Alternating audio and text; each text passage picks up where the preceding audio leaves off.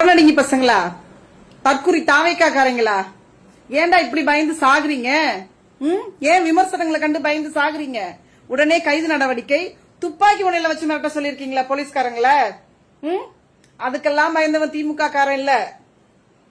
ஜெயலலிதா அம்மா ஃபார்முலாவை ஃபாலோ பண்றீங்களா? அந்த அம்மா நடிகை, இவரும் நடிகர் தானே. அதே ஃபார்முலாவை இவரும் ஃபாலோ பண்றாரு. உடனே தடா பொடா சடத்துல தூக்கி உள்ள போடும். அப்படி போனவங்க தான் நிறைய பேரு, வைகோ முதற்கொண்டு.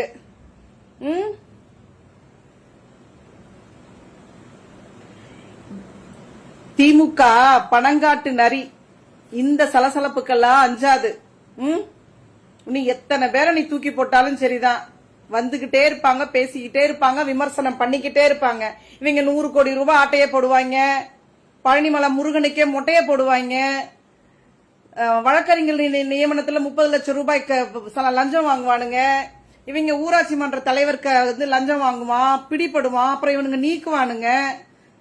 ஊழல் செய்ய மாட்டோம், தூய சக்தின்னு சொல்லிட்டு ஊழல் குற்றச்சாட்டுகள்ல உள்ள போனவனுங்க, வெளியில இருக்கிறவனுங்களை எல்லாம் இவனுங்க கட்சியில சேர்த்துக்கிட்டு இவனுங்க வந்து ஊழலை ஒழிப்போம்னு இவனுங்க மேடைக்கு மேடை ஏறி பிரசங்கம் பண்ணுவானுங்க. இதையெல்லாம் பார்த்துக்கிட்டு இந்த ஓட்டு போட்ட மக்கள் இருக்காங்க, தமிழ்நாட்டுல காத்திருக்காங்க. மின் கட்டணத்துல இன்னைக்கு குளறுபடி, அரசாங்கத்தை ஒழுங்கா நடத்த துப்புல, ஹாஸ்பிட்டல்ல ரீல்ஸ் எடுக்கிறானுங்க, கோயில்ல ரீல்ஸ் எடுக்கிறானுங்க, பள்ளிக்கூடத்துல ரீல்ஸ் எடுக்கிறானுங்க. இவனுங்க தற்குறி தாவேக்கா அமைச்சருங்க. இதையெல்லாம் கேட்க துப்பு கிடையாது, இதையெல்லாம் கண்டிக்கிறதுக்கு திராணி கிடையாது. இவனுங்களை எல்லாம் வந்து கண்ட்ரோல் பண்ணி நல்வழிப்படுத்தி நல்லாட்சி கொடுக்கறதுக்கு தெம்பு கிடையாது, அறிவு கிடையாது, திறமை கிடையாது, பொறுப்புணர்வு கிடையாது, எதுவுமே கிடையாது கிடையாது கிடையாது இந்த ஆட்சியில, இந்த ஆட்சியாளர்கள் கிட்ட.